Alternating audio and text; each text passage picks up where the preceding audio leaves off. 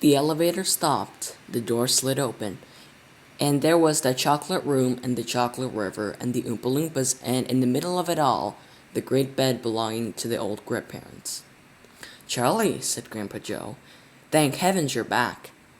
Then he hugged his Charlie hugged him. Then he hugged his mother and his father. "Is she here? Grandma Georgina?" Charlie answered. Nobody answered at all. Nobody did anything except Grandpa Joe, who pointed blankly to the bed. He didn't even look where he was pointing. None of them looked at the bed, except Charlie. He walked past them all to get a better view, and he saw at one end the two babies, Grandma Josephine and Grandma George, both tucked in and sleeping peacefully. At the other end, "Don't be alarmed," said Mr. Wonka. "She's bound to be just a teeny little bit overplus. I warned you about that." "What have you done to her?" cried Mrs. Bucket. "My poor old mother." Propped up against the pillows at the other end of the bed was the most extraordinary looking thing Charlie had ever seen. Was it some ancient fossil? It couldn't have been that because it was moving slightly, and now it was making sounds, croaking sounds, the kind of sounds a very old frog might make. "Well, well, well," it croaked, "if it isn't dear Charlie." "Grandma!" cried Charlie. "Grandma Georgina!" Her tiny face was like a prickled walnut. There were such masses of creases and wrinkles at the mouth and eyes, and even the nose were sunken almost out of sight. Her hair was pure white, and her hands, which were just resting on top of the blanket, were just like little lumps of wrinkly skin. The presence of this ancient creature seemed to have terrified not only Mr. and Mrs. Bucket, but Grandpa Joe as well. "How are you feeling on this bright and glorious day? And welcome home," said Mr. Wonka. "Not too bad, really. Not too bad at all, considering my age." "Good for you. Now all we've had to figure out is exactly how old you are. Then we shall be able to take our further action." "You're taking no further action around here," said Mrs. Bucket, light-tipped. "You've done quite enough damage already." "But, my dear old muddle-headed mugwump, what does it matter that the old girl has become a trifle too old? We can put that right in a jiffy. Have you forgotten that Wonkavite and how every tablet makes you 20 years younger? We shall bring her back. We shall transform her into a blossoming, blushing maiden in the twink of an eye." "What good is that when her husband's not even out of her nappies yet?" "Madam, let us do one thing at a time. I forbid you to give her that beastly Wonkavite. You'll turn her into a Midas all over again, just as sure as I'm standing here." "I don't want to be a Midas. If I ever have to go back to that beastly Midas land again, the Gnoolies will nickel me." "Fear not. This time I myself will supervise the giving of the medicine. I shall personally see to it that you get the correct dosage.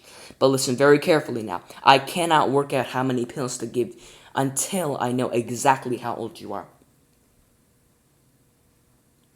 "That's not obvious at all," said Mrs. Bucket. "Why can't you just give her one pill at a time and play it safe?" "Impossible. In a very serious cases just like this one. Wonkavite doesn't work at all when given in small doses. You've got to throw everything at her in one go. You've got to hit her with it hard. A single pill would even begin to shift her. She's gone too far for that. It's all or nothing." "No," said Mrs. Bucket firmly. "Yes," said Mr. Wonka. "Dear lady, please listen to me. If you have a very severe headache and you need 3 aspirins to cure it, it's no good taking only one at a time and waiting 4 hours between each. You'll never cure yourself that way. You've got to gulp them all in one go. It's the same with Wonkavite. May I proceed?" "Oh, all right, I suppose you have to," said Mrs. Bucket. "Good. Now then, how old are you, my dear Grandma Georgina?" "I have no idea. I have lost count of that years and years ago." "Don't you have any idea?" "Of course I don't," gibbered the old woman. "Nor would you if you were as old as I was." "Think. You've got to think." The tiny old wrinkled brown walnut face wrinkled itself up more than ever. The others started waiting. Are you, for example, 100 or 110 or 120? Said Mr. Wonka. It's no good, she croaked. I never did have a head for numbers. This is a catastrophe, cried Mr. Wonka. If you can't tell me how old you are, I can't help you. I dare not risk an overdose. Gloom settled upon the entire company, including, for once, Mr. Wonka himself. Well, you've messed it up good and proper this time, haven't you, Miss Bucket? Grandma, listen, Grandma, don't worry about exactly how old you might be. Try to think of a happening instead. I think something that happened to you, anything like, as far back as you can. Lots of things happened to me. So many things happened to me. But can't you remember any of them, Grandma?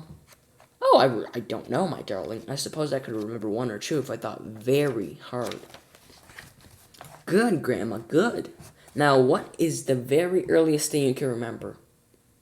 Oh, my dear boy, that would really be going back a few years, wouldn't it? When you were little, Grandma, like me, can't you remember anything that you did when you were little? The tiny sunken black eyes glimmered faintly, and a sort of a smile touched. There was a ship. I can remember a ship. I couldn't ever forget that ship. Go on, Grandma. A ship. What sort of a ship? Did you sail on her? Of course I sailed on her. We all sailed on her. Where from? Where to? Oh, no, I couldn't tell you that. I was just a tiny little girl. She laid back on the pillow and closed her eyes. Everybody watched her. It had a lovely name, that ship. There was something beautiful. Something so beautiful about that name, but of course I couldn't remember it. Charlie had been sitting on the edge suddenly. If I said the name, Grandma, would you remember it? I might, Charlie. Yes, I think I might. The Mayflower, cried Charlie. The old woman's head jerked off the pillow. That's it, she croaked. You got it, Charlie, the Mayflower. Such a lovely name, too. Grandpa, what year did the Mayflower sail for America? The Mayflower sailed out of Plymouth Harbor on September the 6th, 1620. Plymouth, croaked the old woman. That rings a bell, too. 1620. Oh, my heavens above. That means you're due it, Grandpa. Well, now, take 1620 from 1972. That leaves 352. Jumping jackrabbits, yelled Mr. Bucket. She's 352 years old. She's more, said Charlie. How old did you say you were, Grandma? Were you 8? I think I was a little younger than that. I was only a bitty little girl, probably no longer than 6. Then she's 358. That's Vitawonk for you, said Mr. Wonka proudly. I thought it was powerful stuff. 358. It's unbelievable. Just imagine the things she must have seen.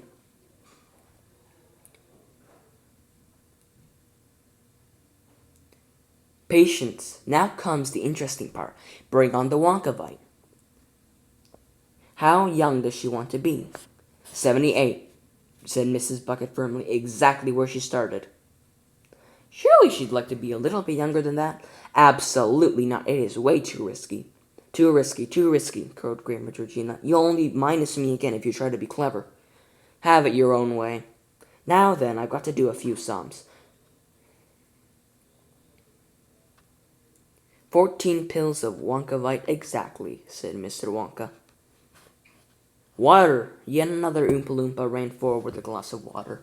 Mr. Wonka tipped all 14 pills into the glass. The water bubbled and frothed. Drink it while it's fizzing, he said, holding the glass up to Grandma Georgina's lips. All in one go.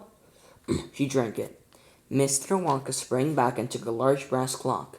Don't forget, it's a year, a second. She's got 258 tubes. 1 minute gone, she's 60 years younger. She looks just the same to me, said Mrs. Bucket. Of course she does. What's a mere 60 years when you're over 300 to start with? Are you all right, Mother? Talk to me, Mother. 2 minutes gone, cried Mr. Wonka. She's 220 years younger. And now definite changes were beginning to show. The skin was quivering, and some of the deepest wrinkles were becoming less and less deep, the mouth less sunken, the nose more prominent. Mother, are you all right? Suddenly, with a suddenness that made everyone jump, the old woman sat bolt upright in bed and shouted, Did you hear the news? Admiral Nelson has beating the French at Trafalgar. She's going crazy. Not at all. She's going to the 19th century. 3 minutes gone. Every second now, she was growing slightly less shriveled, becoming more and more lively. It was a marvelous thing to watch. Gettysburg, she cried. General Lee is on the run. And a few seconds later, she let out a wail of anguish and said, "He's dead, he's dead, he's dead." "Who's dead?" said Mr. Bucket, craning forward. "Lincoln," she wailed. "There goes the train." "She must have seen it. She must have been there." "Well, she is there," said Mr. Wonka. "Well, at least she was a few seconds ago." 4 minutes gone. Only 40 seconds left. Only 40 more years to lose. "Grandma, you're looking almost exactly like you used to." "Oh, I'm so glad." "Just as long as it stops when it's meant to." "I'll bet it doesn't," said Mr. Wonka. "Something's always got to go wrong." "Not when I'm in charge of it, sir." "Time's up. She is now 78 years old. How do you feel?" "Tolerable. Just tolerable.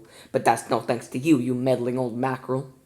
There she was again, the same cantankerous, grumbling old Grandma Georgina that Charlie had known so well before it all started. Mrs. Bucket threw her arms around her and began weeping with joy. The old woman pushed her aside and said, "What, may I ask, are those two silly babies doing at the other end of the bed?" "One of them's your husband," said Mr. Bucket. "Rubbish! Where is George?" "I'm afraid it's true, Mother. That's him on the left. The other one's Josephine." You chiseling old cheeseburger," she shouted, pointing a fierce finger at Mr. Wonka. "What in the name of—" Now. Let us not for mercy's sake have another row so late in the day. If everyone will keep their hair on and leave this to Charlie and me, we shall all have them where they used to be in a flick of a fly's wing."